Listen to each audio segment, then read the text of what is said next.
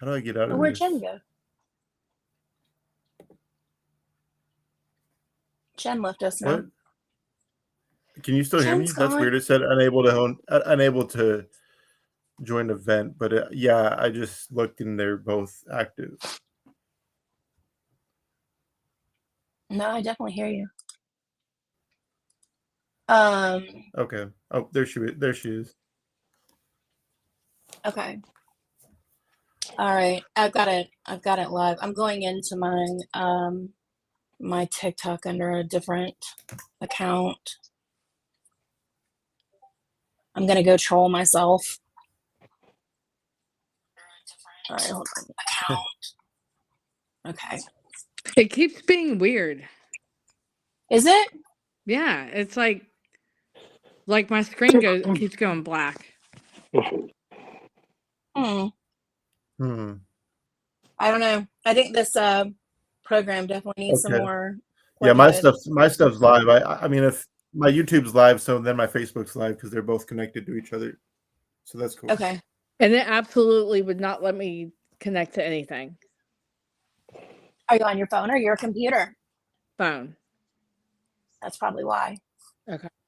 I'm on my computer. It wouldn't let me connect to anything on my phone either. Okay. All right. Well, that makes sense. All right. So, Andrew, ready? Yes. Do you want to start out just in case my stuff freezes? Because every once in a while it's freezing, and I don't want to freeze up. Sure. Mid-sentence. So today we have a special guest, William Harder, and he's always one that I love him. He's a good person. And it's funny because I didn't know that you guys knew each other, and then I knew him, and it's one of those, it's a small world things, and I love it when that kind of happens. Well, thank you for the kind words. It is a small world. It is. You know what? We should do a live one night. Yeah, I've known him since I was like 19. Oh, since you were 19, that was like yesterday.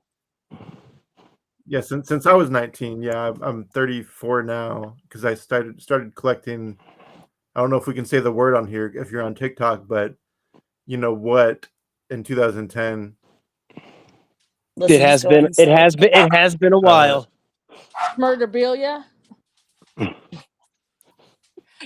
Yeah, I don't know if you can say that word on TikTok. I don't know if it'll flag it. This past weekend was, well, actually yesterday was my 24th wedding anniversary, and we went up to Pigeon Forge for the weekend. And anyhow, Kevin's like a huge like aviation nerd, and so I took him to the airplane museum up there, which was kind of like a throwback to our honeymoon anyhow, because we spent part of it in a museum for him also. But then we went to Alcatraz East, and I've been there before, but he hasn't. He really loves history and stuff like that. I think he ended up liking that more than he ended up liking the airplane museum, because that's a lot more interesting. Yeah, it is. So cool. So cool. It is a very cool place. Yeah. I was like, yeah. I have this thing that if I could steal one thing in the whole entire world and get away with it, what would I do? It would be Ted Bundy's typewriter. And when we got there, they had moved it out of the second floor case, and I was like, oh no! I was like, somebody took it back. I was like, I guess it got circulated. No, it just got moved downstairs. So. Right. Yeah, I went to the Alcatraz East in, oh gosh, was it 2023? I think it was August of 2023. A bunch of us went, actually. There was a whole little like a meeting of the true crime minds, and a couple of us came from California, Georgia, South Carolina, New York, Kentucky, and then we had folks from Tennessee, and we all met. We rented a big giant house, and yeah, it's a neat place. It's big. It's much larger than the museums here in California because, I mean, Tennessee is just, I guess the property's cheaper.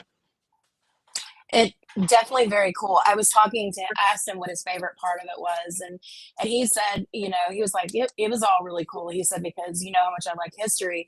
He said, but I have to admit, I think the death penalty part at the end was probably the best because you got to actually like see the way it is, like see the dunking I, chair and all of that. oh, that they were like, it was there a history of the death penalty? I don't remember that part specifically. Yeah, they For had like a whatever. dunking chair. They have Tennessee's old Sparky, and they had a little mini like a makeshift gas chamber and stuff like that.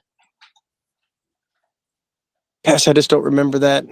I was more interested in looking at all the art, like there was some real neat craft items they had there, and you know, it was neat seeing some of the like the Gacy stuff. They had a pretty healthy collection Hmm. of that, and that's the stuff that Yeah, they have sticks a out. great collection. I've sold them a few things there. And Bundy's car. Is that Yes. original or is that a Yeah, replica? that's the No, one that's thing that I would original. get away with if I could. Because some of That was those are, Yeah. some of those are replica cars. They word it real nice, but you got to read the fine print. Yeah, that one was original, and so was OJ's car. Is that a replica? That's not I'm the pretty original sure the car? Bronco was a replica. It I'm says pretty sure. on the bottom. It says on the bottom, Oh, this is the really? real. It said it's the real Yeah. Bronco, and Bundy's was the original. It Hmm. was the original Beetle that he had, and he had a orange one later on. I could have sworn that it Was said that that the one that he one was was using replica. here in Washington when he I'll send you the pictures I took. was that the Volkswagen he used when he used the fake arm ruse? Yes. The fake broken Yes. arm ruse? Okay, yeah, I've been to that lake before. That's pretty crazy. Yeah, I'm sorry, I just can't remember. It was there was so many of us. There was a lot of moving parts for that outing. It was definitely an interesting place. I was telling my husband, I was like, do you know how much stuff that like me and my friends we could start our own museum. Right. So some folks might be doing that in the not too distant future. Stop it. Oh, Yeah, I don't I know know. a I couple don't people are want to. talking about it. I don't want to say anything, and because it's still like we're looking at properties and stuff. But yeah, it's definitely it's not just an idea. Like it's something where we want to do. Nobody ever tells me anything. That would be awesome. Yeah, man, it's gonna be. That'd be cool. I have You could some probably unique open a items. Manson museum alone, let alone with everything else, Yeah, it's gonna. I've held back on selling a lot of my top shelf stuff just because I hate selling it in the first place, but like I really don't want to sell it now because I think preserving it for posterity and letting people come and see it and explaining, what went into collecting this sort of stuff and and how I got the items that I got and the interactions with people are going to always want to talk to Charles Manson. Even now that he's gone, they still talk about him. So it's like people are going to want to know in the future, and rather than listen to Vincent Bugliosi with his dribble that he's been regurgitating up until his death, it'd be nice to hear like a more objective concept or idea of what and who Charles Manson was, because he's certainly not that stuff. I mean, there's some truth to it. I mean, it's all some of it. It's rooted in truth, but I think some of that stuff just, yeah, I don't know where they came up with this. So, what do you think the truth is about Charles Manson, like from your point of view?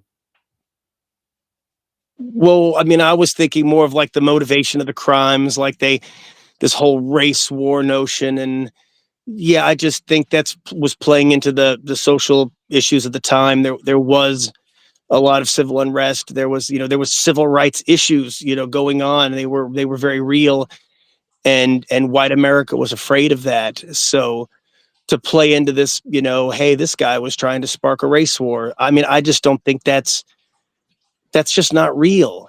That's just made up. It is completely make believe. I'm not saying that they didn't try to make it look like, members of the black community committed these crimes, but it wasn't to start a race war that African Americans were going to win and then rule over.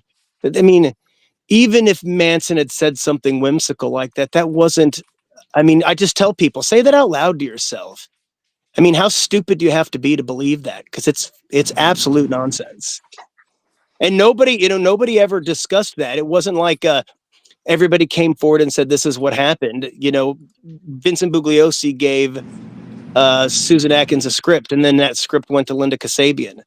And then she regurgitated, that to get her immunity and go home. And I firmly believe that's the the meat and potatoes of that particular issue. But there's so much more. I mean, I don't even know where to start with. I mean, the truth about Charles Manson. It's a lot of it's out there, but you have to look for it and you have to find it. And you're not going to find it in, books like Helter Skelter or made for TV specials called Helter Skelter. You're not going to find that truth there. And, people forget that Charles Manson was a person at the end of the day. And I know that people are like, oh, here's the old tired cliche. He's a human being. No, that's not what I'm saying. I'm saying that Charles Manson was not the animated character you saw on Geraldo or with Geraldo. That wasn't who he was. There was another person, behind that. How did you meet him? I started writing to, I've written to inmates before, but never to somebody who was convicted of multiple murders. I had friends that gotten in trouble along the way, and I'd gotten into some trouble. So I was no stranger. I'd been a pen pal with folks, when I was like 7 years old. Like writing a letter was not something that I was, that I didn't understand. So I began writing Richard Ramirez in like 2000 or 2000, I think 2000, late 2000. And it was something that I really enjoyed, but I only wrote to Richard for about 3 years. I mean, I tried to write Manson and I tried to write Berkowitz and I didn't get replies. And I was like, oh, this is not as easy as I thought it was going to be. So I kind of just focused on Ramirez and had, fun with that relationship, which unbeknownst to me was one of the most boring relationships you could have. So I began to kind of sort of branch out around 2003 or 2004. And I had tried to write Manson and he didn't write back. But then I saw a person on the murder auction website selling a letter that was like, postmarked, 5 days ago, I think it was. And I was like, man, this guy wrote Manson a letter with no other goal than to put it online and to sell it immediately. If this guy can get a letter, I can get a letter. Now, it turns out that Manson was in the hole at that particular time, so he was paying a little bit closer attention to his mail and didn't have as many hands trying to grab it. So I wrote him a letter, and I used a physical address compared to a P.O. box because I knew some inmates had an aversion to that, thinking it was a scam or some sort of hustle. So that was one of the different tactics I did. And I remember the mailbox business that I used. The girl working there called me and she says, hey, you got a letter down here. And I was like, what? I have a letter? She goes, you do? And I go, is it from Charles Manson? And she goes, yes, it is. Ooh, I raced down there so quick, just ecstatic. And, I still have the letter. I wrote him back, of course, immediately. And he told me he would call me as soon as he got out of the hole, which he did. And he said, I'm sending, visiting forms. I need you to fill these out, which I did. And Manson differs from, other inmates in California in that they actually interview him to ask if he wants to approve people or not. So the prison called me initially and asked, where I got the visiting form from. And I said, well, I got it from Manson. And they said, oh, no, you didn't. He's not taking new visitors. He hasn't visited anybody new in years. And I was like, yeah, but he sent it. And then they said, who else are you writing in the PHU? And I was not writing anybody. And I said, I'm just writing to Manson. And they said, well, we don't believe that he sent this to you, and we have to sit down with him. And then, sure enough, when I finally did get approved to visit, I remember talking to the sergeant, and he said to me, yeah, you were right. He wants to see you. And I was just like, yeah, that's right, buddy. So, but it was just a very exciting thing because, like he says, man, he's 10 times the Pope. He's 50 times the Pope. It's easier to get an audience with the U.S. president than it was to get an audience with Charles Manson. It was an exciting thing. And yeah, man, I can remember it was and that's where it kicked off. And we became, good friends until the end. I love that. So I know that how feeling was he? too of that How male. was he? What was his? If he wasn't the crazy silly, or what was? I mean, when he came in the first time, I remember I was sitting at the visiting table. It's in a small private visiting room for the protective housing unit. There was two officers at like a podium not a podium, but almost like it kind of looked like the little area on Star Wars where in the prison wing where it was kind of like a semicircle, like a circular desk that was kind of towards the back of the room. And there was two officers sitting in there paying more attention to their phones or video games, whatever they had. They really didn't care about the visit or what was going on. And I remember hearing the back door pop, and of course all their little devices went away, and they stood up as if they've been paying attention the whole time. And in he came, and he was walking with his jacket draped across his shoulders, like a pimp, walking with a cane, and strolling up at a leisurely pace. He flipped the cane up in a singular motion, and it draped on his arm. And as he was holding his arms out into like a Jesus Christ pose, and he tilted his head down and stuck his tongue out and shook his head from side to side, and then in a singular motion flipped for the cane to come back around to his hand, and then kept walking. And as he came up to me, he took the cane with his other hand and put his hand out and grabbed me in with a kind of like the native handshake where you grab on the forearm, and he pulled me in real close and he said, "Hey, soul." And I just remember thinking, oh man, this is happening. And we talked about matter of fact type things, like, sort of like bouncing around here. I remember one time, Charles had said to me, he goes, I wish I had a brother like you, and I wish I had a father like you. I don't know where I'd be right now, but I know I wouldn't be here. And it made me kind of look at my life and think to myself, well, yeah, man, I'm so fortunate to have these things. And, other people would love to have that, these little gifts that I still have in my life that, I take for granted. And I began to just see the person who, was really just, he had and again, this isn't trying to make anybody feel sorry for anybody, but man, his life sucked.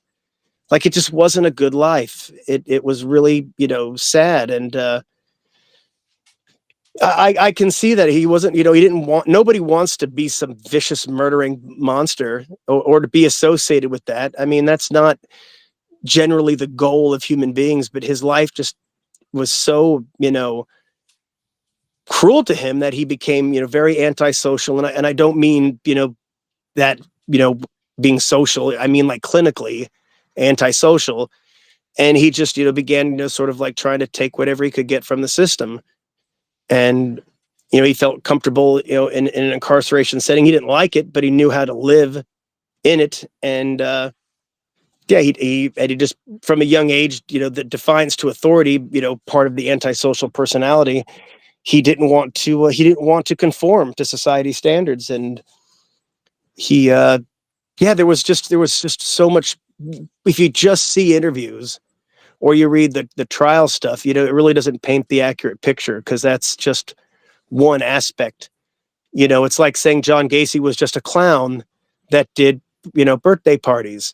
No, there was a lot more to John Gacy. He ran successful businesses, was a father of two. He also was raping and murdering children. But I mean, there's still more things to him than just the raping and murdering children. Not saying that any of those things excuse or trump, but there's still there's other, aspects of a human being. And I think we often forget, who, those qualities people have. And Charlie had qualities that I felt were, just, yeah, man, they were just sad in that he was just, you could just see the kind of hurt life had dealt him.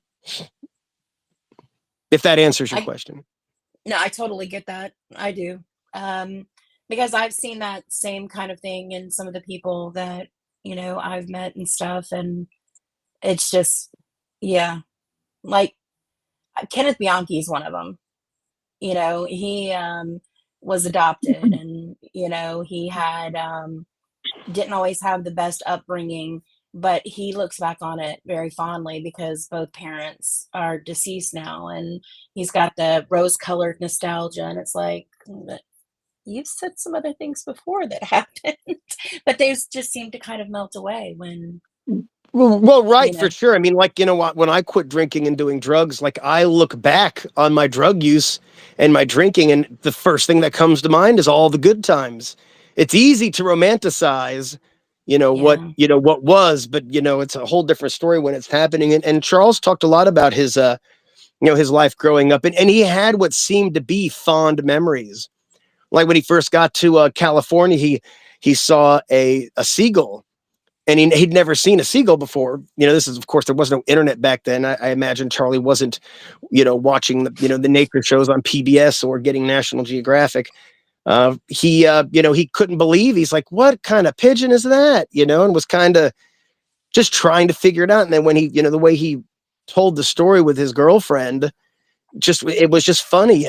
But I can imagine in reality they were, fighting the whole time about where they were going to, get their next meal from, but I don't know. But the way he told the story, it just seemed like a happy memory, a funny memory, a silly memory, because he didn't know what seagulls were. He'd never seen one, and they were all over the place. So it's, yeah, there's a, and again, that's not to say that Charles Manson didn't get involved with some,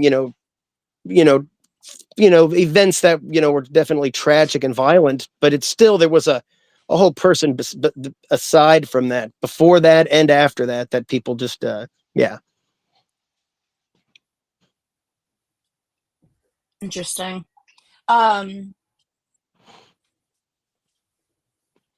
So one of the things that for me, um, that always bugs me is the argument over, well, but he didn't do anything. He was just, the one that kind of put things um, into motion. Well, I mean, he did go into Gary Himmons' home where he was being held against his will and cut him on his face, and he was subsequently stabbed to death. He did go into the La Bianca's home and tie them up. They were subsequently stabbed to death. He was present for the murder of Shorty Shea. I'm not 100%, sure on the involvement. I can't remember, but I mean, he was physically there. I mean, so that's 4 murders on 3 different days. So, I mean, the notion of no culpability or innocent just because he didn't go into the Tate house, there's a degree of culpability there. Not to say that this was his idea and he masterminded and brainwashed everybody. Again, say that shit out loud to yourself and you'll see how stupid it sounds. It's, I don't buy into that, but I wouldn't say there isn't some ownership. There is culpability. If somebody broke into my brother's home and went in there and cut him on his face and left, and then his friend stabbed my brother to death, the sorry son of a bitch that cut my brother on his face would also be guilty in my eyes. And rightfully so. So there was a degree, I think there's a degree of culpability in the crimes, but I think the mastermind notion is a bit, it's a bit dreamy.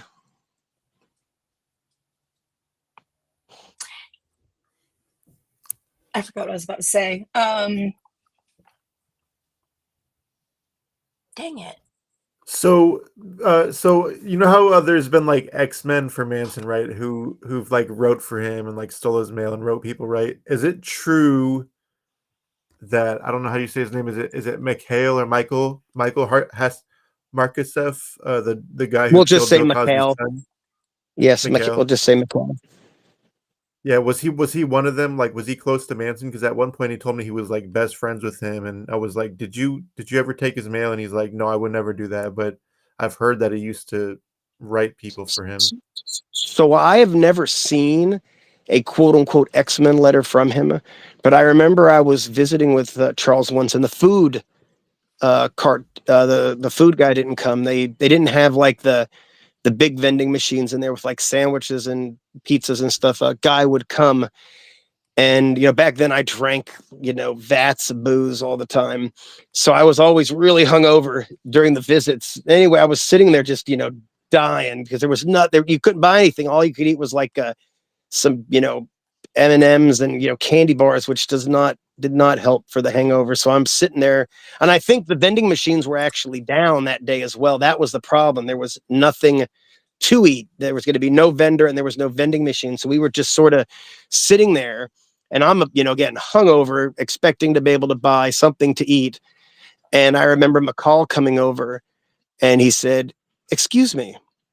And then he looked at Charlie and he said, "Sir, it doesn't look like the vending truck the vending guy will be coming today." And he pulled out 3 bags of cashews and he goes, "Would you and your visitor like these?" And Manson said, "Yes, thank you. Carry on." And he's, he said to me, "Sorry for the interruption." And I was like, "No, it's fine." And then as he's walking off, Manson said, "You know who that is?" And I said, "No, who's that?" He goes, "That's Cosby's Boys killer." That's And I just crazy. remember, and I still have the wrappers from those cashews. He used to call me Michael, or however you say his name. McCall. Yeah, he said, like, I used to have letters from him where he said he used to be racist. More Mikhail. and I think it might be Mikhail. It's Mikhail. Go ahead. I'm sorry to Mikhail, cut yeah. you off. I'm pretty sure it's No, it's Mikhail. okay. Yeah, I talked to him for like 2 or 3 years, and he used to call me, and he said he wasn't racist, and he didn't know it was Cosby's son at the time that he did what he did, and it was just like an act of desperation. And Yeah, no, I don't believe just he was happened to be targeting. black. Yeah, he wasn't targeting any. It's just highway robbery, Yeah. Plus, he was like, Man, plus he Go ahead. was like, yeah, he was like, young was and drugs and just all fuck. It's doing- all People do. I mean, again, not making excuses, but people get desperate, and it just that. Yeah, it sucks. It's a shame that happens to people in this country, that they right. get to that it's pretty point of sad. desperation. Yeah, He was a especially very with- nice. He was a very nice young man. That's all. I mean, I can just say that he was always very polite and respectful in visiting. He, I do not believe he wrote, and if he did, I haven't seen them. It's not to say he didn't, but I don't think he did. And he was a very religious person and enjoyed, the religious services, and he tried to stay out of the politics. Every now and again he'd get sucked into them, but he tried his best to stay out of that, to my understanding. I remember Right. buying a bunch of your letters from him just because I was so interested in. He would never write me. I don't think I tried very hard. I think I might have wrote him once and was just like, yeah, this isn't gonna work. Yeah, he was kind of boring, but I was eventually supposed to visit him, but I was like, I don't want to just go to this one random city and visit this one prisoner. Like when I went to San Quentin, I visited like Shermantown, Jablonski, Turner. My visit with Wade Adam Ford got canceled because of fog watch, and then he got pissed at me because I was visiting Turner the next day. He's like, "Well, just cancel the visit and you come and see me." Fuck him. And I'm like, That's not how that it works. Yeah, I was like, that's not how it works. I'm Nope. like, you're like almost a genius. You should know that. Yeah, he should know that. It's oh yeah, man. I never saw Ford, but I saw those other cats there, and Yeah, Jablonski was nasty. The first time he tried to shake my hand, and his hand had open sores, like he was bleeding, like it was. I could Ew. see it like open. So what I did is I grabbed his arm, right, and I was like, "Nice to meet you." And he looked at me kind of weird, and I was like thinking like, "I'm not touching your hand. Like I'll probably get some type of STD or something." Like Yeah, that, I was gonna say, man, you get an STD shaking that guy's head. That, or you'll get fucking pink eye because he's probably got poop all over him. Right, he Ew. stunk too. Like he didn't. Like I visited him 2 days in a row, and I'm like, "Phil, did you shower?" And he's like, "Oh yeah, I washed my beard." And like, doesn't look like it. You got food in your beard, and like, Yeah, man, he was tough. All he wanted to talk about was raping and murdering people too. It was a he kept trying. saying I used the to come out of N-word, his like, visits, man. God, I'd have to Right. decompress. It was fucking terrible, man. Just listening to that for hours on end. Yeah, I thought I was gonna If get people jumped knew going what out of we there had to do because to get this stuff, man, for Christ's sake. right, right. Yeah, it was Phil was my craziest visits ever. Of course, that was 2 days in a row, and he was like talking all this crap. And there's two black inmates left and right to me, and he keeps using racial slurs. And I'm like, Phil, you need to be quiet because I'm gonna get jumped going out of here or something. Then he's talking about this little girl who I'm just like, oh my god, Oh yeah, you dude. know, He would like always try to get their attention and like wave to him, and I'm like, and I remember stopping him once and saying, Phil, has anybody ever told you that this was too much? It's not meant to yeah, be like this. he You know, wasn't why doing that. would He you was want to do smiling at that? her, and I'm like, yeah, his eyes were following her, and I'm like, Phil, like, what are you doing? You're like, this is not going to be good for me if you like, they're gonna think that I'm some weirdo too, and like I'm gonna get jumped in the parking lot or something. Like, you need to stop. Yeah, it's definitely difficult at times. Phil was definitely a rough visit. I enjoyed them because he was so matter of fact and didn't didn't hold back, didn't mince words. He just, he liked to hurt people, and that was his thing. He liked hurting people non-consensually, and Right, yeah, right, yeah, yeah, and you know what's nothing like a visit with Manson. right, right. You know what's my craziest visit is I visited Wesley Shermantown. I'm like, what do you want to play? And he's like, what's Candyland? And I'm like, you've never played Candyland? And he's like, no. So I shit you not, we played it for 5 hours straight and talked about his case and everything. And like, he told me about all the crazy things him and his aunt and his mom or whoever like had threesomes. And I'm just like, wow. Ew. Yeah, man. When you hear about their upbringings and you kind of see how their lives works, like you could just it That's gives you a certain empathy, and it's like, yeah, dude, no wonder crazy. you're this way. It's like, it's like Bert Jablonski with all the abuse his father did. I was like, why didn't you say something? You Why know, didn't like your his sister kid, say something? And he's just like that. Nobody said anything. You didn't. You went to church. You went to school. Your parents came to the to your recitals, whatever you were doing, and then you'd go home and you'd get raped. And it just was it just nobody talked about it. It was like everybody in the family knew, but you never brought it up. It was and boys most certainly didn't. And it just right. yeah, it just seemed awful. And I was like, gosh, man, I'm so glad that I was born in a time where that's just not accepted, and B, that my family didn't do any of that shit to me. Yeah, I can't Because imagine. it's gotta warp your mind, especially when you're in the tender years, when you're developing and learning about your sexuality, and yeah, it's not good. Yeah, but then on the other hand, there's like millions of cases of people that were like abused as bad as if not worse, and they turned out fine. But if you have like mental illness, drug problems, they can like exacerbate it. Then you could be like, they could like just all spiral, and you could just snap or just be Oh, I like completely agree, Ramirez or because something. I always like to remind people who are listening who might be like, I endured abuse and I didn't, turn out like that. And it's like, and it's great that people who have endured abuse can process it and move on and live, rather normal and happy and fulfilled lives. But there's, you can't judge people by the gifts that you've been given. And I've, found that, some people just for whatever reason don't recover, or it's just, there was, one straw too many, and they've just broken into this, much like a person who can't recover from it and stays sort of broken and has to have medication and therapy their entire life. And again, I'm not trying to put down anybody who has to do that, but and I'm certainly not excusing anybody who chooses to become an aggressor or an abuser, but you can see why it happens.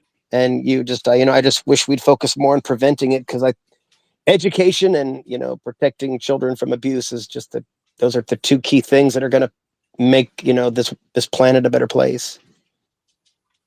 Right. I Yeah, that's Which what a is a definitely lot whole of agree with nother that. offenders say. podcast. Yeah, a lot of offenders say start with the kids. Like they say, if you don't start with the kids, like you're never gonna stop it. If you don't what?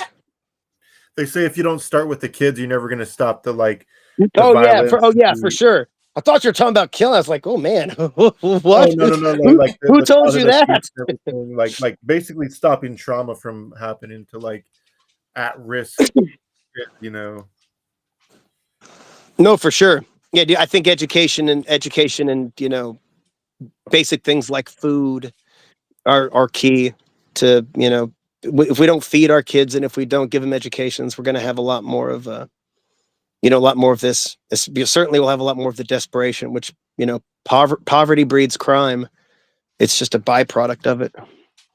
Right. And Sad genuine but love true. too at that too. Like if you don't have love from your mother, especially your father too, like chances are you're probably going to join a gang or like run the streets or turn to drugs or something messed up. Yeah, it's definitely tougher with one parent, and that's not to say that there's plenty of people who raise their kids very successfully in single parent household. My brother's a shining example of this, but and I'm sure there's plenty of women out there who are raising their hands, and so yeah, I mean, but it's much better if you have two figures in the home trying to push for this, and your kid has he goes to school with a full belly and gets a meal during school, and then that's a quality of education that prevents them from I've one thing I've noticed with a lot of the serial killers that I visited, most of them didn't have anything or much. You could talk to them and they'll be like, oh yeah, my life was great, I had this, I had that. No, man, that what the life that Jablonski had was a shit life, and he didn't have much to lose. So there was that whole notion of going to prison, losing your nice things, that wasn't a concern. Tommy Sells, going to prison, and what, losing his space behind the dumpster, the little bed of leaves under the bush where he would sleep night after night. I mean, he didn't have stuff to lose. So again, having a degree of material success and responsibility, I think also steers people, because when you have those things, a mortgage and kids, and it's like, oh yeah, man, if I get in trouble, who's going to pay these bills? Who's going to take care of these responsibilities that I have as a human being? So yeah, I mean, that's definitely, Manson never had those responsibilities really. I mean, not to the degree of what I would say a productive member of society has. I mean, he got by, but I mean, if stealing is part of your getting by, you're not making it, That's heavy. Yeah, we're getting into the deep conversation about the status of the way we treat our young, and I believe it's definitely tied together, because when I look at different killers, like I mentioned, there's so many of them just impoverished, one parent household, and it wasn't a good parent, or an abusive parent, or an indifferent parent, like in Manson's case, raised by family. When it's I take it for granted that I grew up with both my parents. I don't know what it's like to not have that, or as a child to desire that, but I can imagine thinking now as an adult, trying to think objectively about it. Yeah, I would have probably wondered where my parents were, why I wasn't with them if I was being raised by someone else, and it would probably have fostered some feelings of anxiety, lack of self-worth, anger. Of course, it would have been my choice to act on that, or how I processed it. But again, as a young person, it's hard to understand that at a young age. So I think that all factors in. And it's not to say we're not going to have people who hurt people. That's that's always going to be a thing too, I'm afraid. But I think we'll get less of it. Yeah. No, I agree with you. I don't know if I filled you in on what I'm doing lately. Um, but I'm part of a nonprofit that was started. I'm one of the founding members, along with George Floyd's uncle. And one of the things that we're doing is we're in the process of putting together like all of our programming and stuff. And I've told them, it's very, very essential to start, to make sure you attack the juvenile angle, and helping to target, kids and giving them viable alternatives and stuff like that. There were I was doing the whole, guardian ad litem thing while I was in law school, and one of the kids, I swear to you, he's going to be his own investigation discovery show one day. If somebody doesn't intervene with him, because it was so scary. Like at 13 years old, he had, the animal abuse. He had already tried to poison his stepmother. He tried to burn down his house with the grandmother and the great grandmother still in it. And then you're talking about like sexual assaults on his 2-year-old niece and, his sister and, two male relatives. And it's like, you're 13 years old and this is already like your resume. But you look at his life and he comes from a line of people who are, not very hands-on. They are abusive. He was biracial. His mother would, on like any document, she would put that she was his aunt because she was embarrassed that he was biracial. And it's just messed up because people don't realize that you're creating a monster. Yeah, that sounds all bad.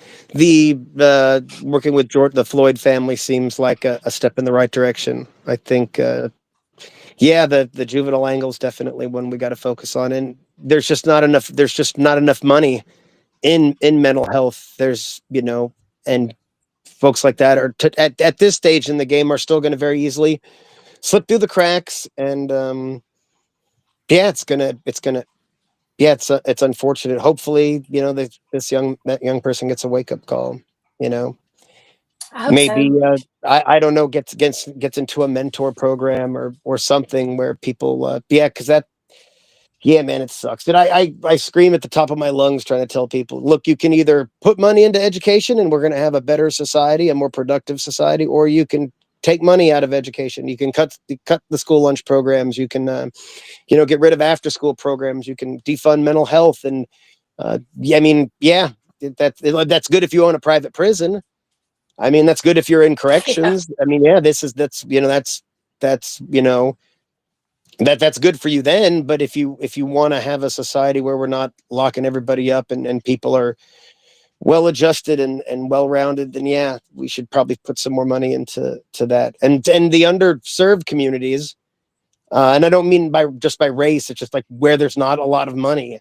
Those are the communities that need it the most, because the communities that are doing well, they have the means to fix some of this stuff. Those kids do get counseling. Those kids do go to private schools. Those kids do have after school activities, all things that point to a more successful, if only Charlie had, some little league to play when he was growing up, What would his life be like? you know? Yeah. No, I think you're absolutely right. I mean, I've Or seen if he never people. found drugs. Oh God, man, Yeah. I hate drugs. They're just, that's something that really, especially with young people. And I try to tell people all the time, if you're going to use drugs, man, just wait till you're in college, man. There's no rush, dude. There's no rush to do this. You'll have all the time in the world to do this. Just right now, focus on getting an education, and go run around with your friends. When you get old enough to start dating, do that. But dude, drugs and alcohol, there's a reason. Yeah, it's just not good. And, Charles Manson's life could have been a lot different. He didn't get into the Did worst types of drugs, but I mean, I don't think, smoking weed and taking acid in the frequency that he was is healthy for anybody. Right. he ever express any Especially kind the of acid. remorse? Yeah, man, it's a powerful psychedelic drug. Did he ever express any kind of remorse? No, he believed that he wasn't culpable. He believed that Okay. it wasn't his. He said it wasn't my idea. I didn't tell them to go do this. They were going to do it, all their own. Why should I, apologize for something that I, had next to nothing to do with? I mean, I said it was a good idea, but no, he never he never just flat. I mean, he never, I guess, said flat out that I don't feel remorse. But no, I could just tell by the way we discussed it that he didn't think that he had to take ownership for it. That And I remember one time saying, "But you did cut Gary Hinman on his face," and he goes, "I did, but I didn't kill him. I didn't know they were going to kill him." But it's like, yeah, I don't know about that. I didn't think everybody was just going to pack up and go and leave him alive to call the police. Mm. Did he ever talk about Abigail Folger? Like, were they like ecstatic that they had like an heiress as like a victim, like in their grasp, or did they just like, was it just like a coincidence and they just didn't care? I don't know if they were even aware at the time, and Manson certainly never brought it up. Hmm. I think he said once or twice something about, I like their coffee or something, but that was like the extent of it. I think I mentioned something. He's like, yeah, I like their coffee. It's good coffee. I think I That's might have right. asked him if it was true that they wouldn't allow Folgers to be sold because the California prison system has that's the main.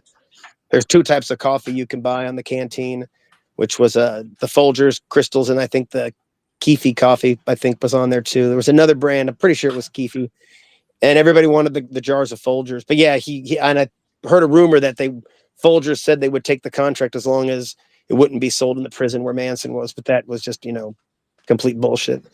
Like the whole Yeah, notion that they changed his guards out every week because he was, it's like when people would tell me that, I'm like, and you believe that? Oh yeah, I got a friend who works there. He told me that. I go, yeah, man, your friend's lying to you. If somebody actually told you that, they're lying because that's not true. That's nonsense. That's yeah, they just would lose silly out on talk. so much money too, and they don't care now because he's been dead for what, almost 10 years, if that. So No, he'll be dead 7 years in November. oh, 7. Oh, it seems like it's been much longer. The world's just not the same without him. Right.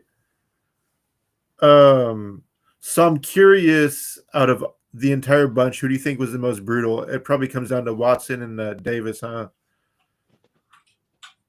I don't know, man. If I had to be killed by somebody, I really wouldn't want to be Abigail Folger. That seemed like a Right. rough way to go. Getting shot, well, it's not a great way to die. It's certainly better than getting stabbed over and over. I mean, Hinman had it pretty rough too, and that was, Bousselet, Davis, doing most of that. I mean, I think Atkins and Van Houten were there, but they didn't do any of the torturing or whatever. I mean, that seems like a cold way to go too. I'd probably rather be Folger than him because of the duration and the fear for that extended period. Just seems like it would have been terrible. And Watson did the bulk of the murders. But I think the most violent of the two killings, or of the 4 sets of murders, I think Hinman and Folger were the two that had the pretty drawn out. Sharon Tate being pregnant obviously adds a fear, and a terror wanting to protect your unborn. But and Watson did kill her. I mean, it's hard to put degrees to things. It's like which murder's worse? Well, yeah, man, they're murders. They're not good.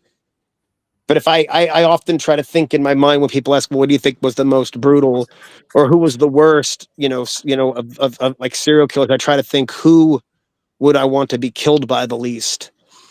And in this scenario, yeah, Watson had a lot of real quick ones compared to some of the others. But they're all, I mean, it was all hands on for those folks. They were all, just being present for such things as, you're part of the game, you're part of that whole thing, which is why Susan Atkins and Leslie Van Houten were convicted, because they never killed anybody. Neither of them, yet they were convicted of the murders they were present for and condemned, sentenced to death. Yeah, that was insane to begin with, and then they were all commuted to life with the possibility of parole, right? Yep. When they abolished the death penalty, we were having some problems with the death penalty in the United States, particularly in the South. Oh yeah, So the federal government I had know some guys to that are nip on the that in road, the right? butt. They're like, yeah, we need to fix this, man. You can't just go around killing people, just because, you're racist community says you can. So yeah, I think it was right for the death penalty to get abolished. And while yeah, there were some people who certainly warranted the death penalty that were probably spared, I don't think Leslie Van Houten or Susan Atkins or even Manson warranted the death penalty.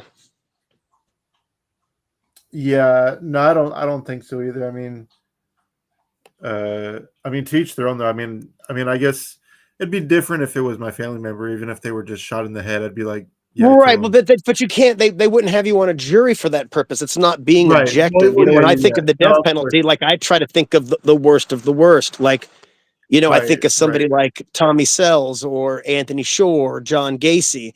I mean, those people Right. really, earned, even, Aileen Wuornos. Yeah, there are folks out there who definitely earned their death sentences. But, Yeah, there's a lot of I folks don't that I think necessarily believe political in the pressure and, the public opinion, and that's what, people want to do. And, yeah. convicting people who didn't commit any murders and getting the death penalty just shows how savvy you are as an attorney. And of course, Vincent Bugliosi wanted, he tried 106 cases and got 105 convictions. Did he have 105 people and that one was innocent, or did he have a mixed bag and he was just that good? Who's the one that got away? Do you know?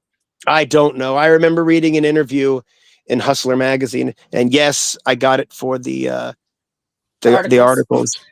It might have been actually in Playboy. Now that I think about it, I got them both. I really did. The letter to the editor from Hustler every month was just amazing. I thought Larry Flint was I'm very disappointed that I won't get to meet him. He was one of the people on my list that I really just thought I thought was a very good man deep down. And anyway, I loved reading the stories. I mean, of course, there was nice pictures to see as well. But yeah, but I remember them discussing that.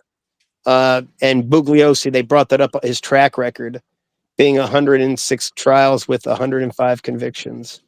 Yeah, we saw that on the thing this weekend at the museum. There was something about that in there, and my husband and I was like, I wonder. Yeah, that's just, but Um, that's not justice, man.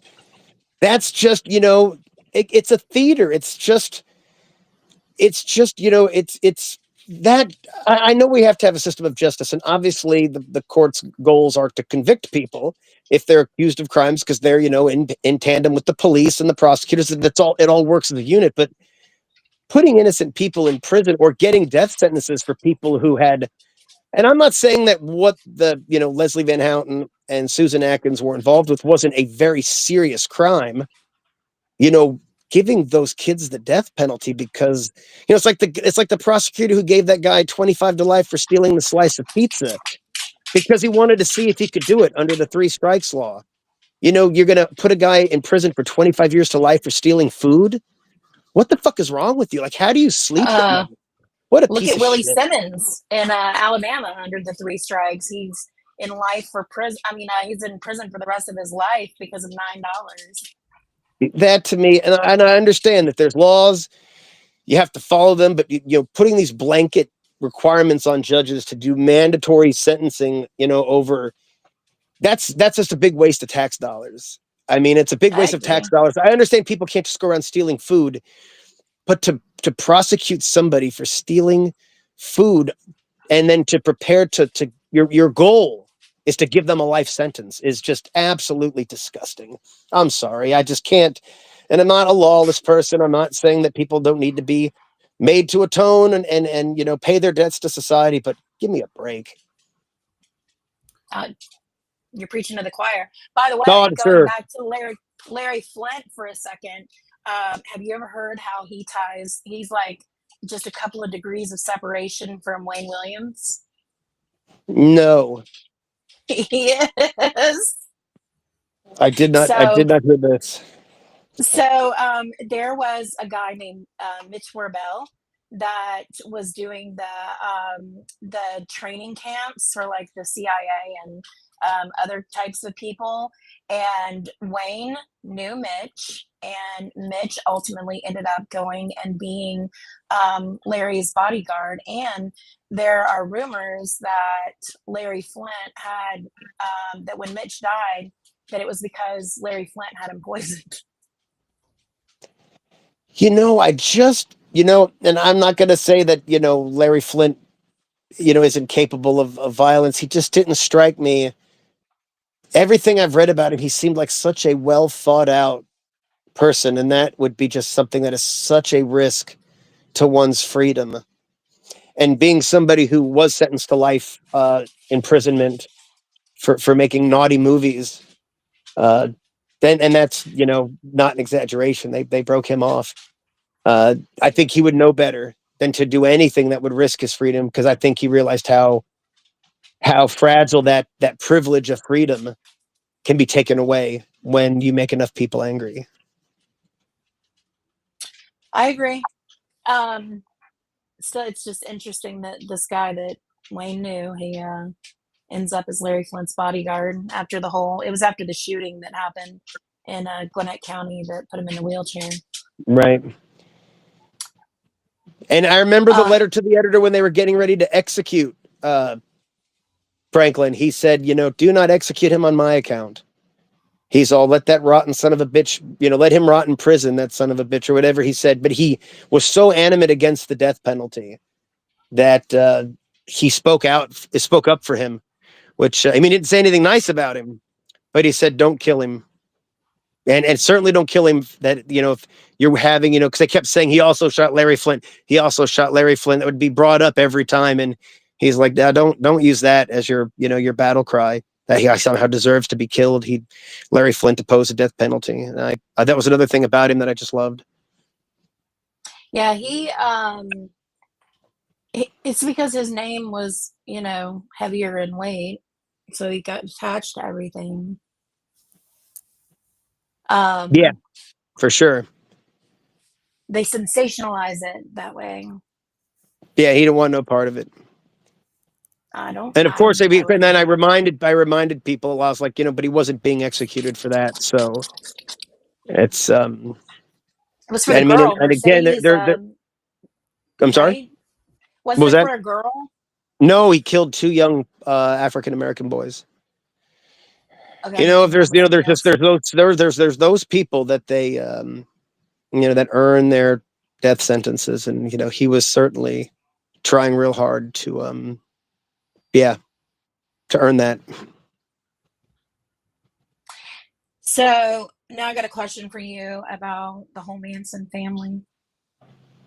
Have you ever come across any of the ones who were kids during that time period that know that they were there? No, none of the children, at least none of the people that I've met over the years, identified themselves as such. I've met some of the older participants, some of the adults that, they're now elderly, that were there at the time, but nobody has come to me and been like, by the way, that was my mom and dad, so if I did meet somebody like that, it was unbeknownst to me. I've always been interested in the Manson kids and the Waco kids. Most of the Waco kids got killed, didn't they? Yeah, but they sent out like 60 of them or something at the beginning of it.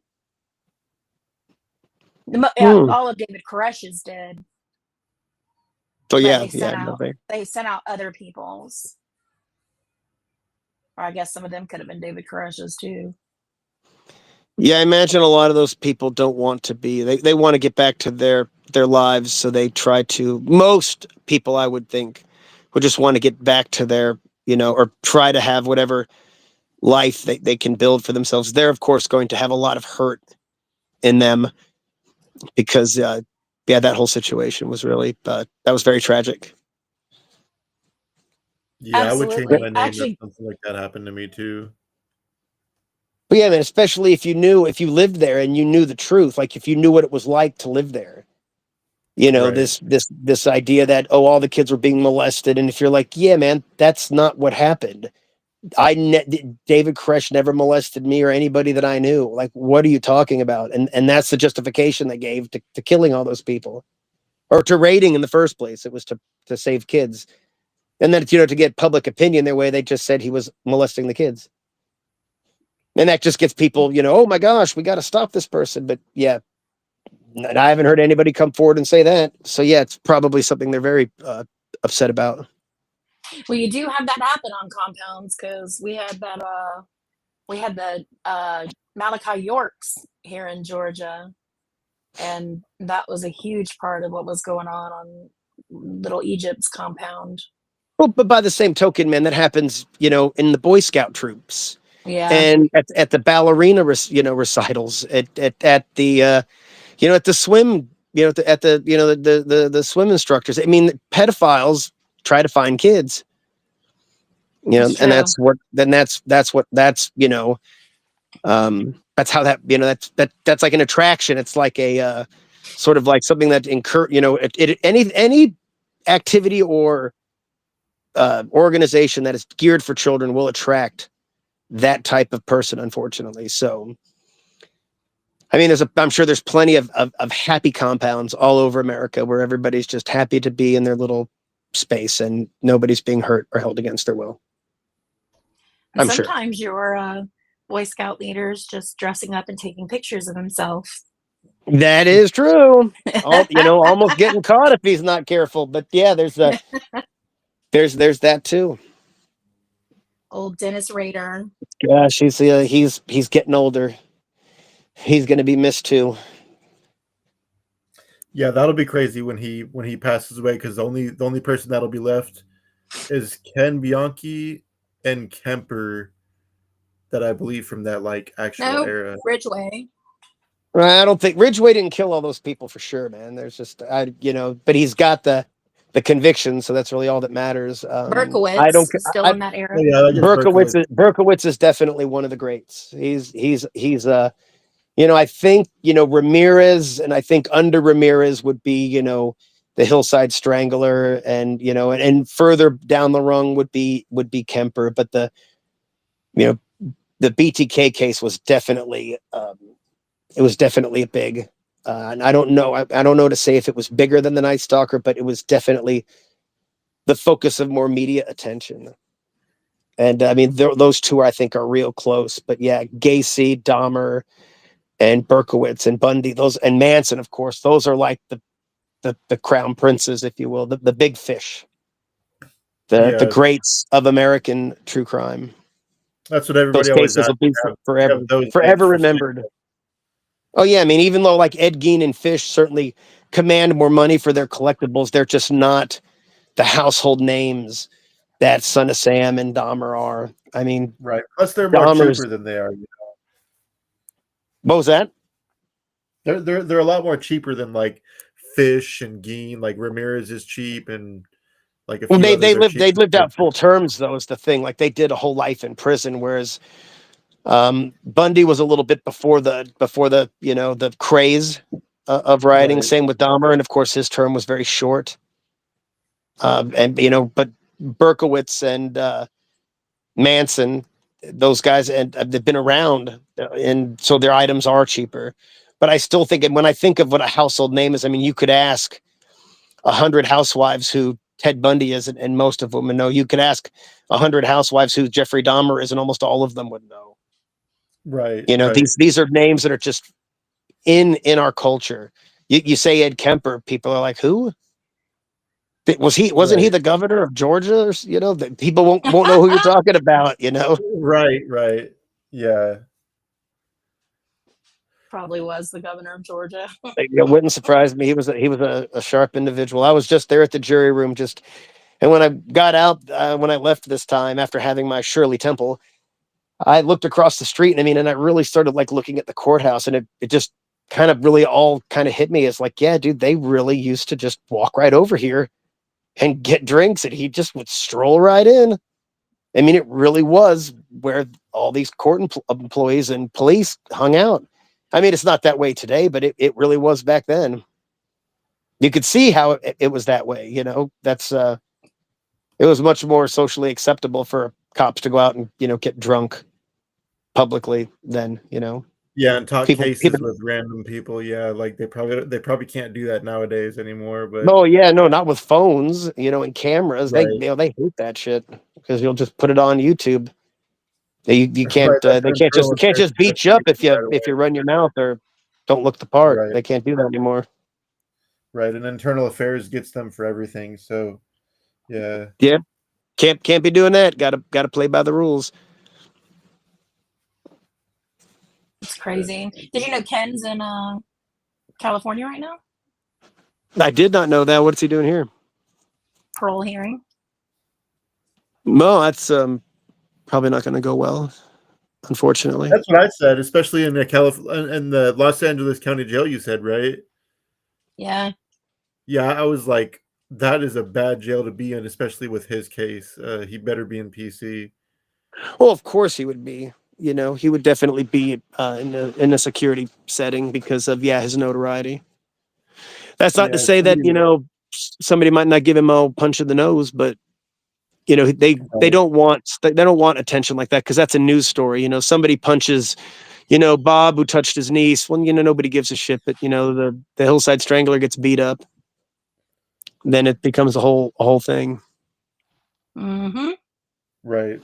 Yeah, that's why the Tory Lanez thing is going so big right now. Like I hear there's a lot of tension in that prison right now. So who? Oh yeah, he just got stabbed. Didn't Tory Lanez, Tory he was Lanez. a rapper. He was convicted of shooting, or he wasn't even convicted of doing it. He was convicted of a gun charge. He's a rapper. Megan Thee Stallion, she was shot in the foot, and she claims that he shot her. And he recently got stabbed like in the head, the back, and side, or something like that in Oh the my California God. prison. Yeah, like he was on. He wasn't. It wasn't like life-threatening conditions, but he was on a respirator at one point, and now like the governor or some like senator or something is like calling for Newsom. I think it's Newsom, right, to release him. Yep. And so many other like celebrities are like free Tory Lanez, like Drake and countless other like entertainers and stuff. It's crazy. I don't think that's going to bode too well, but Yeah, I don't think so you either. never But know. the West Memphis Three got out with a lot of celebrity support, so you never know. I mean, And those public guys were press- actually guilty of something. right. Yeah, I agree. Yeah, I'm just going to say if you can, and I'm the first to say that I do not trust the police, but when you confess the same confession over and over and over, and you're supposed to be some, mentally, what's the word? Mentally retarded person or special need, it's whatever, slow developmentally learner, disabled whatever the hell nowadays. you call it today. If you're supposed to be this person, how are you remembering that? Are the police feeding him nonstop the same narrative, hour after hour to get the same confession? Or was he just telling the truth? Right. Yeah, Yeah. exactly. I know that I a mean- confession isn't always the best evidence, but yeah, man, when you say it over and over again, it is. But I do believe they didn't get a fair trial. So,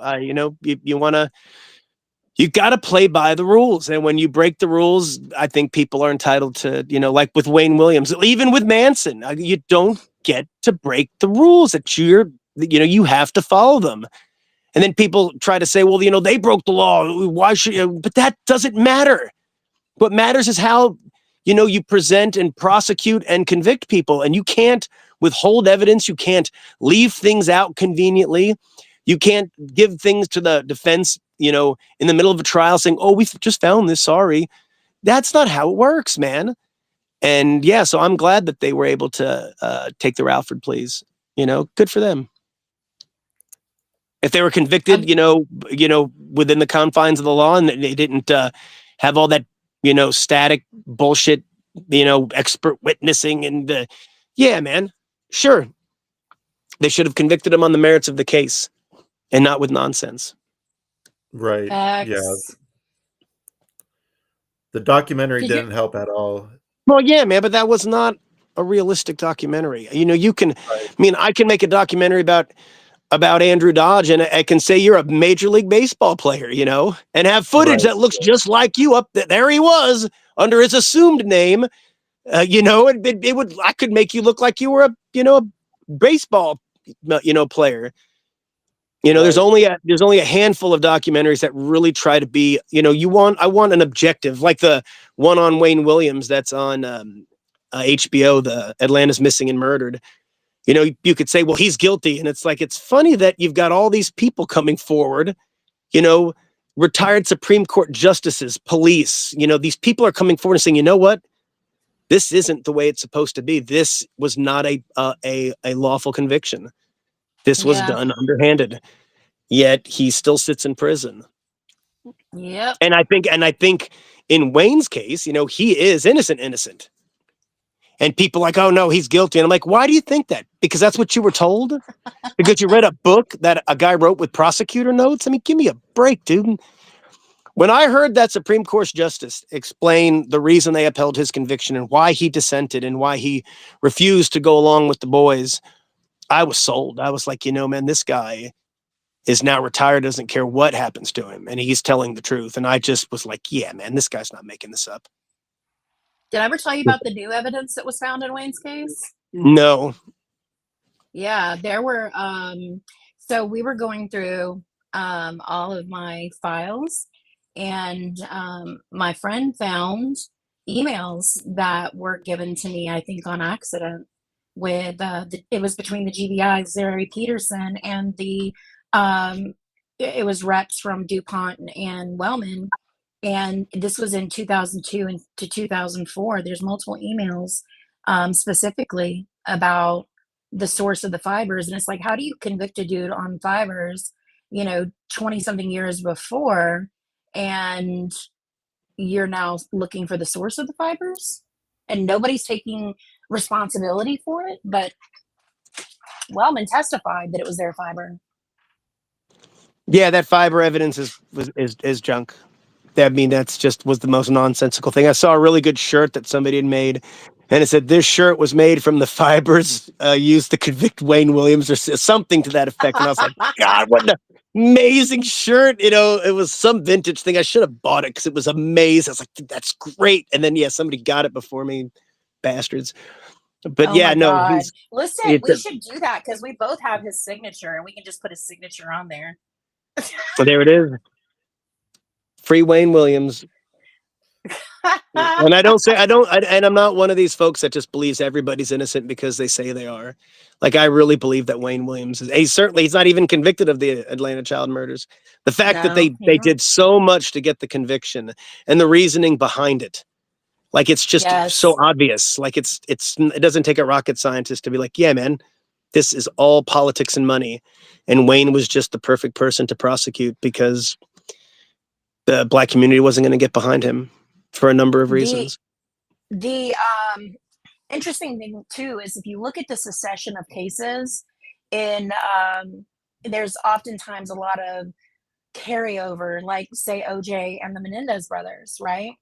And I think that was the same thing with Wayne's case, because prior to convicting Wayne, and I don't know if I've ever shown you the pictures or not, but there was a police sketch that looks exactly like this dude, James Walraven, and he was the Atlanta bathtub strangler, and he had just gotten convicted right before Lewis Slayton had just used the similar transactions, the pattern cases in that one.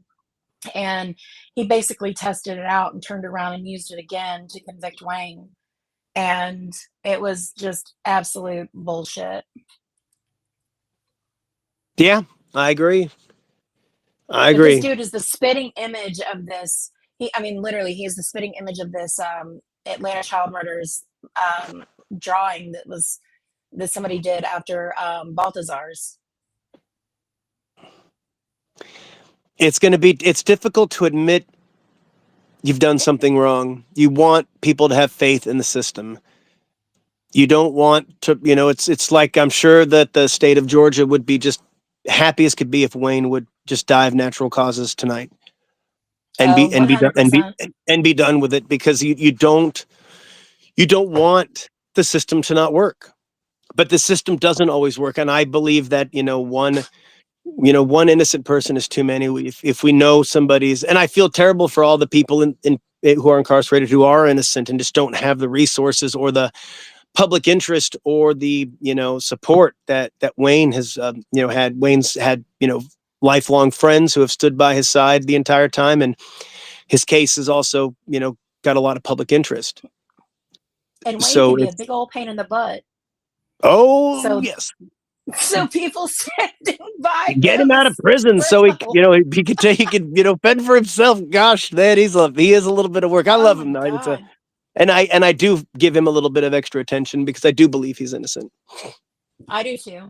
I'm actually getting to work on this project out of Mississippi and Louisiana, where you have people who were convicted on Dr. Michael West bite mark stuff, which is false, and then also Stephen Hain, who was an uncertified medical examiner, and he was not only an uncertified medical examiner, but he was by far exceeding the amount of autopsies that he should be doing per year by like 5 and 6 times over.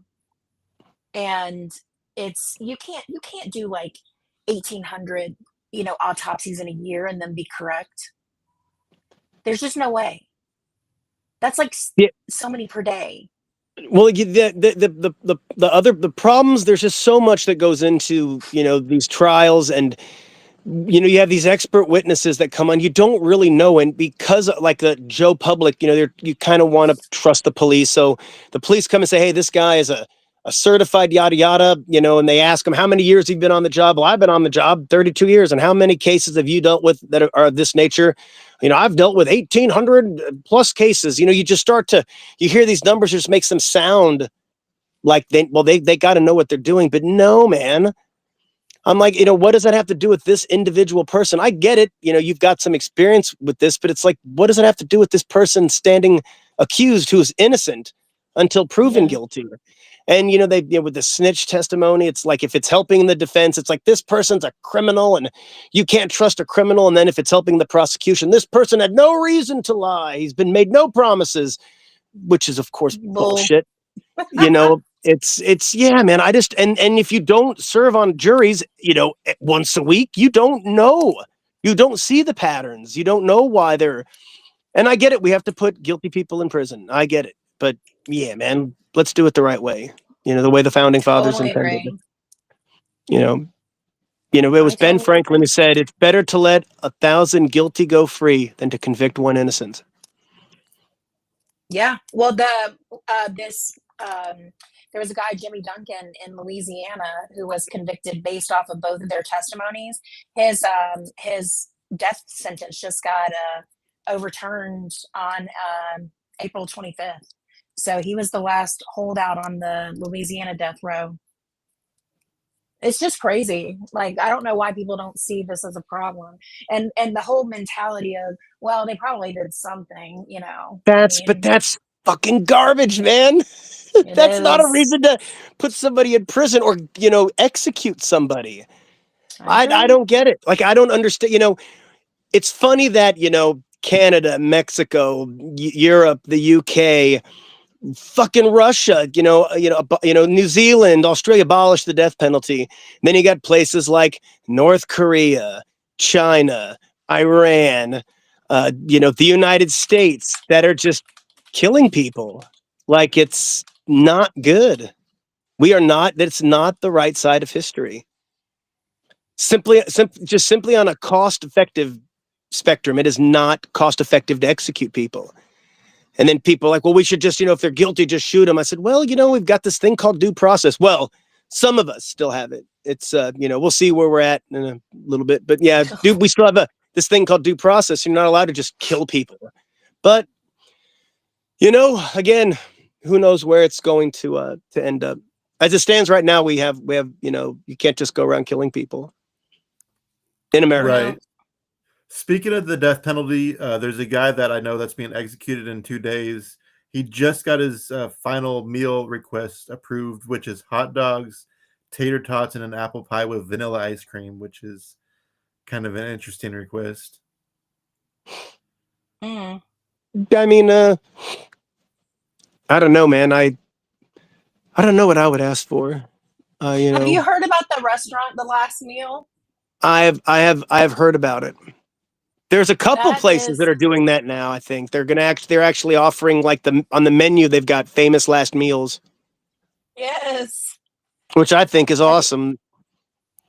I was talking about that with my with one of my museum investors, and it's like, yeah, man, I think this would be a really, I mean, this is just awesome. You know, to have like a restaurant or a snack bar or something where you can order up that's just great.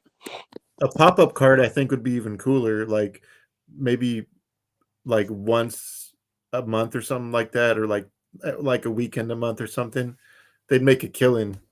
But you got to get a food license. But we you know, this, you know, I don't know what properties we're going to look at yet. And if something has a restaurant adjacent or has a kitchen that was just part of whatever this building was, and be like, okay, this, you know, might be something, you know, worth looking at. Because like when you go to the Yeah. Museum of Death in California, you know, you got to go across the street to, you know, to Machete's place to get your, you know, mushroom asada burritos, and you know, there's nothing to eat at the Museum of Death. There's not even a popcorn machine. Hmm. Same thing at Alcatraz. Yeah. Yeah, man, you gotta have a popcorn machine, man. You gotta have popcorn. What are you doing? Yeah, something. I mean, it's like a kind of like a standard thing you have at a museum. A little popcorn, you know. I mean, I would think. Yeah, or some type of vending machine or something. I would. Oh yeah, for sure. Got to. I want all your money. Give me all your money, please. In fact, you can send it to me now so I can work faster to bring all my stuff to you. Yeah, well, now knowing about the potential museum makes a lot of sense on some of the purchases I've seen you making. Oh yeah, man. We hadn't even got into that. You know, the Menendez is a whole discussion, man, because that's something I have, you know, opinions on. But yeah, I got some great Menendez stuff, like great. And I've purchased out, you know, a real big collection not that long ago. I bought a bunch of other, you know, civil rights related stuff. I got just tons and tons of stuff just piling up, and I don't want to sell it. I don't even want to show it to people because I don't want people to take me offers on it.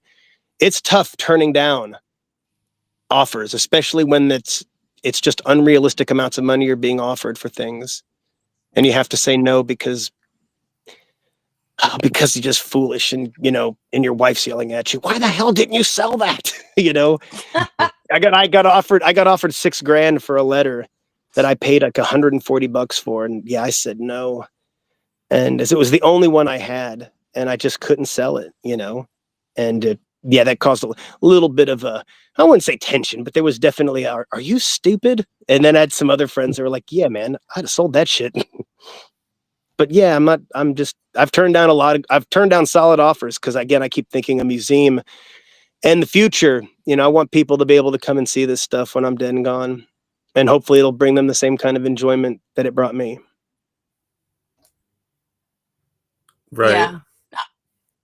I have some Because interesting it's stuff. been fun collecting this. Like, you know, I can't even, you know, I'm not going to say that there hasn't been bumps in the road and hiccups and stressful times and times where I was just very discouraged with the whole, you know, community and not wanting to, you know, even slowing down on visiting prisons for a minute. But, you know, the whole experience is like, it's, you know, it beats the hell out of going to an office every day for 40 years and seeing the same people and dealing with the, you know, office politics. I mean, this has been a lot of fun.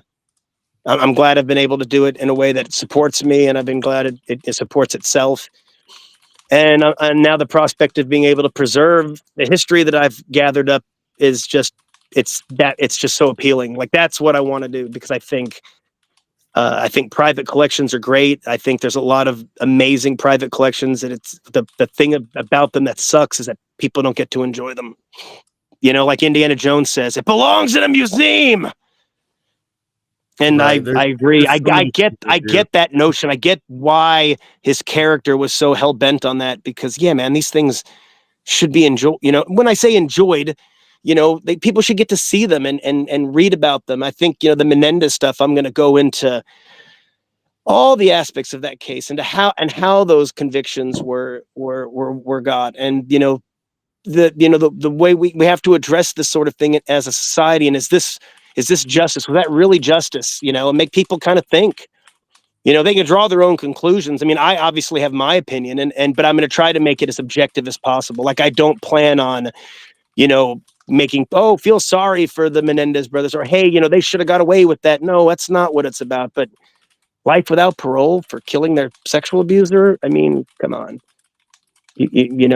Blocking out that evidence, that just seems, what do I know? Maybe I'm just a big old, criminal who doesn't understand, the plight of the victim. There's some such. Oh, Right. what? Yeah, those victims advocates can be They've got overbearing. they have a captive audience. Those people are upset.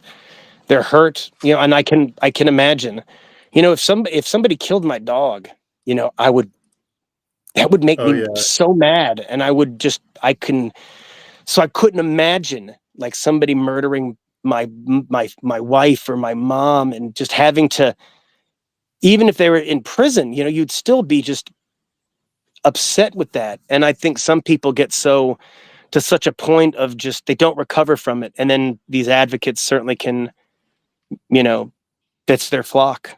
And they become so, in their grief, they become very, yeah, man, they just want to execute everybody.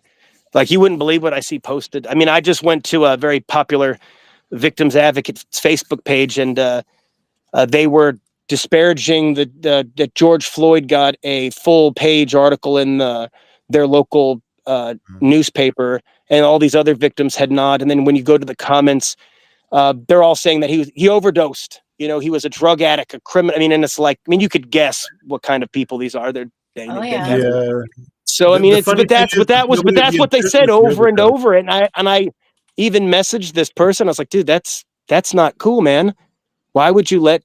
I mean, that's just racism, and Yeah. people loving the police murdering black people. And of course, those comments are all still up. It's it's not impossible to find. I've seen them.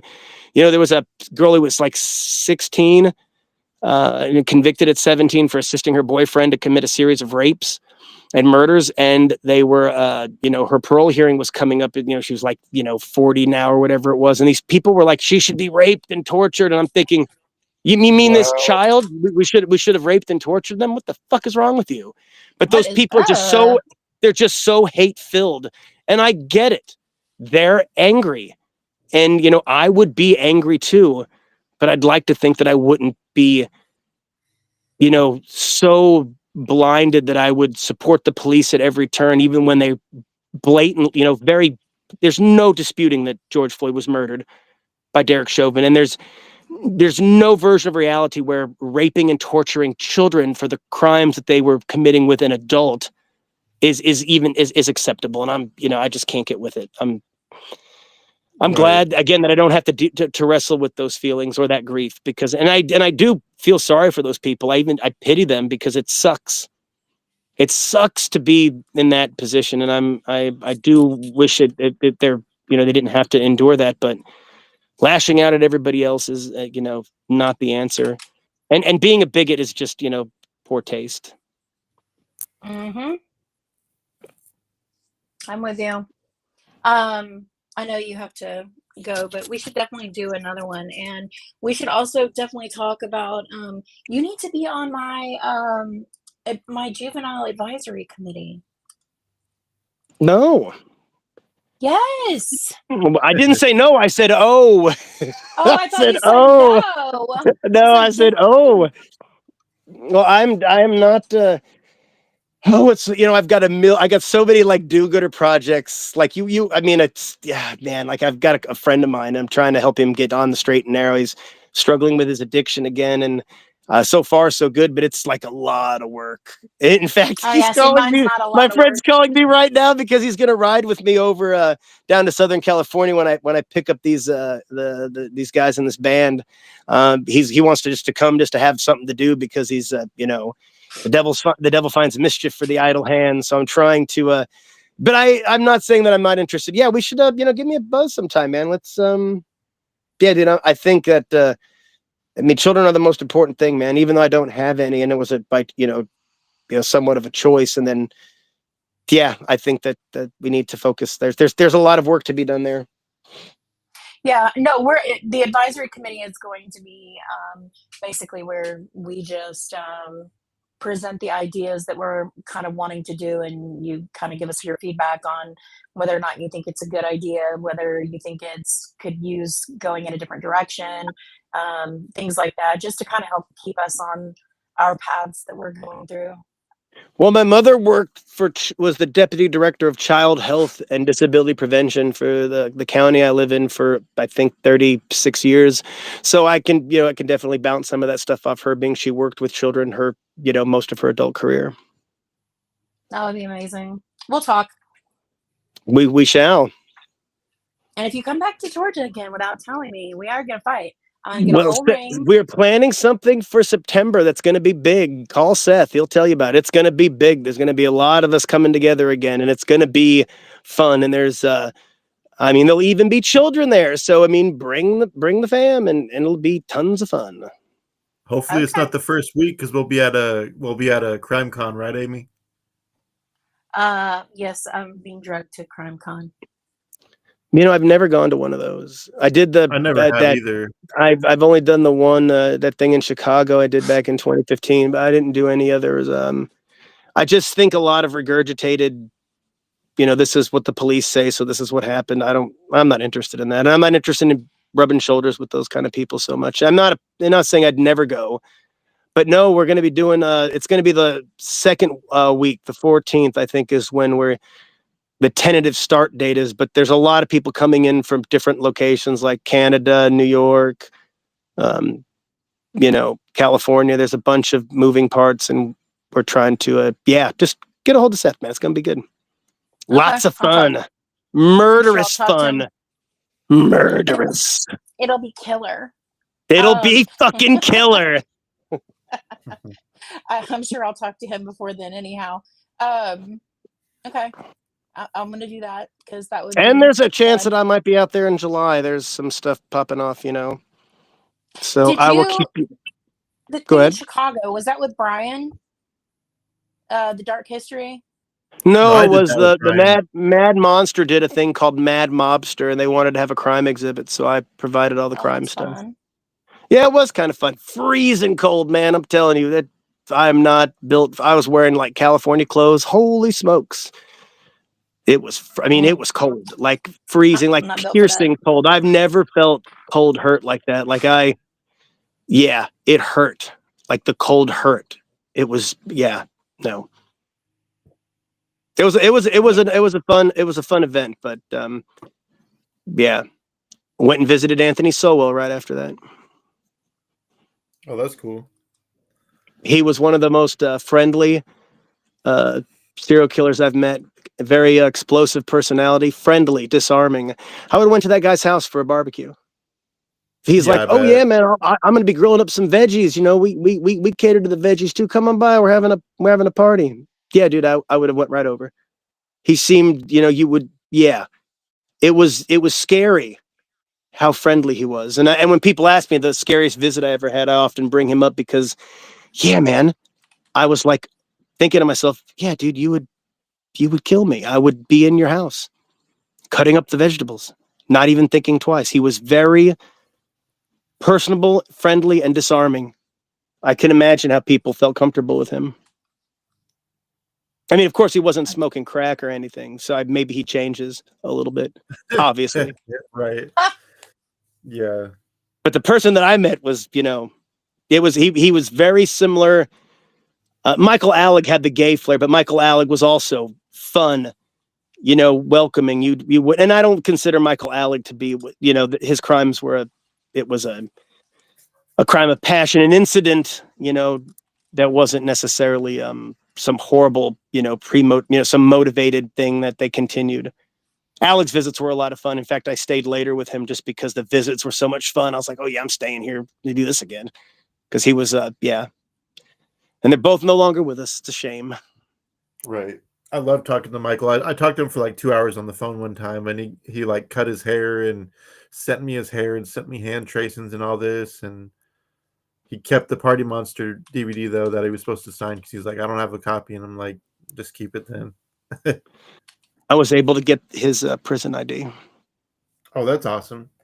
Yep, still got it tucked away with the That's gems. cool.